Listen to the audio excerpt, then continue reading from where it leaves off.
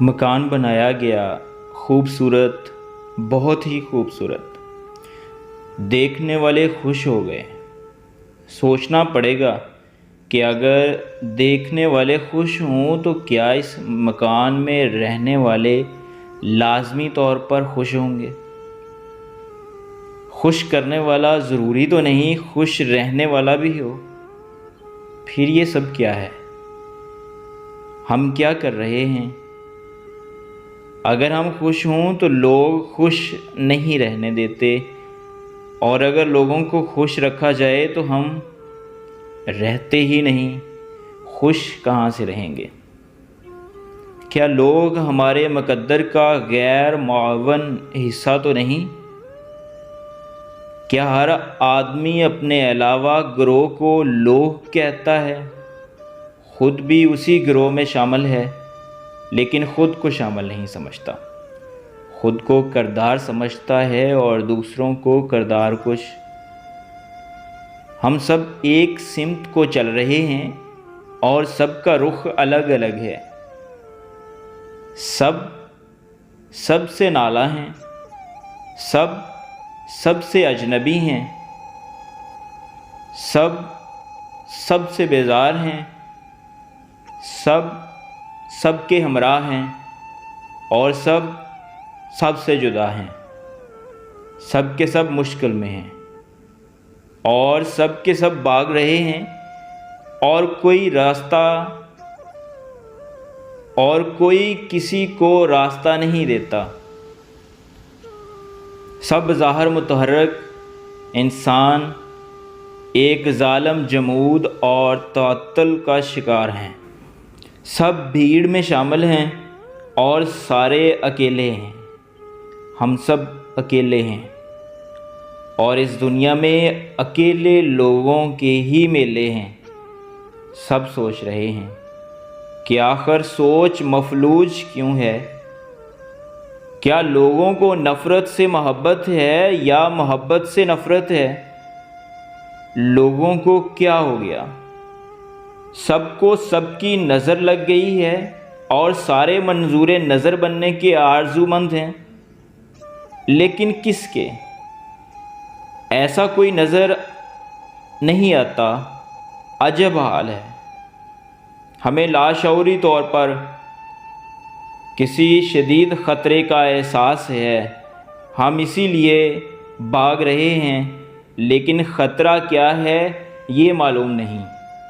خطرہ ہمارے پیچھے بھاگتا ہے؟ نہیں، خطرہ تو ہمارے ساتھ بھاگ رہا ہے، ہمارے ہمراہ ہے، ہمارے سامنے ہے۔ ہم اپنے لیے خود ہی خطرہ ہیں۔ ہم خود ہی اپنے محبوب ہیں اور خود ہی حاسد ہیں۔ ہم اپنے ہی سب سے بڑے دوست ہیں اور خود ہی سب سے بڑے دشمن۔ ہم بڑے کرب میں ہیں۔ کرب ہمارے دور کی سب سے قوی علامت ہے۔ ہم نے خود ہی ایک ملک بنایا اور خود ہی سوچ رہے ہیں کہ ہم نے اسے کیوں بنایا۔ ہم کہتے ہیں کہ ہم نے اسے اسلام کے لیے بنایا۔ عجب بات ہے، صحیح بات ہے۔ بنانے والے مسلمان تھے، کتنے بڑے مسلمان تھے جنہوں نے ملک بنایا، اور کتنا بڑا تھا اس قافلے کا سالار، بڑا اور سچا مسلمان۔ لیکن کچھ اسلامی گروہ مخالف تھے۔ کون صحیح مسلمان تھا، بنانے والا یا مخالف؟ کتنا اسلام چاہیے اسلام کو قائم رکھنے کے لیے؟ جتنا قائد اعظم رحمۃ اللہ علیہ کے پاس اسلام تھا، اس سے زیادہ یا اس کے علاوہ اسلام کی کیا ضرورت ہے؟ اگر ضرورت ہے تو قائد اعظم رحمۃ اللہ علیہ کی اسلام کے حوالے سے کیا افادیت ہے؟ اس کا اسلامی تشخص کیا ہے؟ ہمارے خیال میں وہ شخص مکمل ہے، اسلامی ہے۔ پاکستان بنانے کی حد تک تو اسلام آج سے نصف صدی پہلے ہی موجود تھا، اب مزید موجودگی کیا ہے؟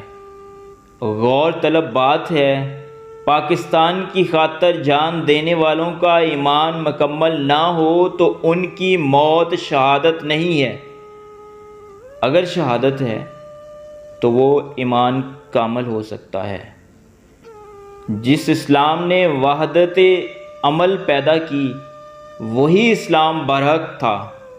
وحدت فکر اقبال رحمۃ اللہ علیہ نے پیدا کی، ان کا اسلام برحق تھا، اب اور کیا چاہیے؟ جس بات سے قوم میں وحدت عمل پیدا نہ ہو وہ اسلام تو نہیں ہو سکتا۔ علماء صاحبان فیصلہ کریں، ورنہ کرب مسلسل رہے گا، لوگ اذیت میں مبتلا رہیں گے۔ جس اسلام نے ملک بنایا اب اسی اسلام سے ہی اس کی بقا قائم ہو سکتی ہے۔ کچھ لوگ کہتے ہیں، اور سچ ہی تو کہتے ہیں، کہ قیام پاکستان جمہوریت کے لیے تھا، مسلمانوں کی اکثریت نے ملک بنایا۔ یہ اکثریت ہندو اکثریت میں اقلیت تھی، یعنی اقلیت کے اکثریتی فیصلے سے ملک بنا۔ عجب بات ہے، اقلیت کا اکثریتی فیصلہ بڑا طاقتور ہوتا ہے۔ خدا نہ کرے آئندہ بھی ایسا ہو، ممکن ہے ایسا ہی ہو، بہرحال کرب کا عالم ہے۔ صاحبان فکر بڑے کرب میں ہیں کہ جمہوریت کے داعی حکومت میں بھی ہیں اور جمہوریت کے پرستار سڑکوں پر بھی ہیں۔ اصل جمہوریت کے طالب کون ہیں؟ جمہوریت ہی جمہوریت ہے، کرب ہی کرب ہے۔ خدا کرے اندیشے پیدا ہوتے رہتے ہیں، ہمیں ہر طرف سے خطرہ ہے، آخر کیوں؟ ہمارا کیا قصور ہے؟ ہم ڈر رہے ہیں، ہم کیوں ڈر رہے ہیں؟ ہمیں ڈر سے نجات دلانے کے داعی خود تو نہیں ڈر رہے؟ نہیں، ایسے نہیں ہو سکتا۔ ممکن ہے ایسے ہی ہو، خدا کرے ایسے نہ ہو، لیکن کچھ نہیں۔ ہم نے کامیابی کا معیار ہی غلط بنا رکھا ہے۔ ہم طاقت، شہرت، دولت، مرتبے کو کامیابی کہتے ہیں، کامیابی یہ تو نہیں۔ کیا ہم نے آخرت پر ایمان چھوڑ دیا؟ ممکن ہے ایسے ہی ہو۔ کامیابی مغرب کی تلقین میں نہیں، کامیابی تو اللہ کے حبیب صلی اللہ علیہ وآلہ وسلم کے تقرب میں ہے۔ ہم بھول گئے، شاید ہم خدا پر بھروسہ کرنے کی بجائے ووٹ پر بھروسہ کرتے ہیں۔ ووٹ گنتی کا نام ہے، وزن کرنے اور تولنے کا نام نہیں۔ جھوٹے لوگوں کے ووٹ سے سچا انسان کیسے آگے آ سکتا ہے؟ اور یہ بھی سچ ہے کہ ووٹ کے بغیر سچا آدمی کیسے سامنے آ سکتا ہے؟ صداقتیں شہید ہوتی رہتی ہیں، اب یہ سلسلہ ختم ہو جانا چاہیے۔ صداقت کے سرفراز ہونے کا وقت کب آئے گا؟ آئے گا، ضرور آئے گا، لیکن کب؟ لیکن کچھ نہیں۔ خاموشی سے کرب برداشت کرتے چلو، بولنے سے بات الجھ جاتی ہے، بات کو الجھنا نہیں چاہیے، لہٰذا کرب بہتر ہے، اسے اپنا نصیب سمجھ کر قبول کر لیا جائے۔ کیسے کریں؟ کربناک بات ہے۔ اللہ زمین اور آسمانوں کا مالک ہے، اس کی مسجد کے لیے چندہ چاہیے، کلمہ کفر ہے لیکن ہے۔ خدا ہمیں ہمارے شر سے محفوظ کرے، خدا ہمارے دل میں پیدا ہونے والے شبہات کو غرق کرے، کوئی ایسا سیلاب جو ہمارے اندیشوں کو بہا لے جائے، لیکن سیلاب، خدا کرے سیلاب نہ آئے۔ سیلاب بری شے ہے، اندیشوں کے ساتھ ہی گزر کریں گے۔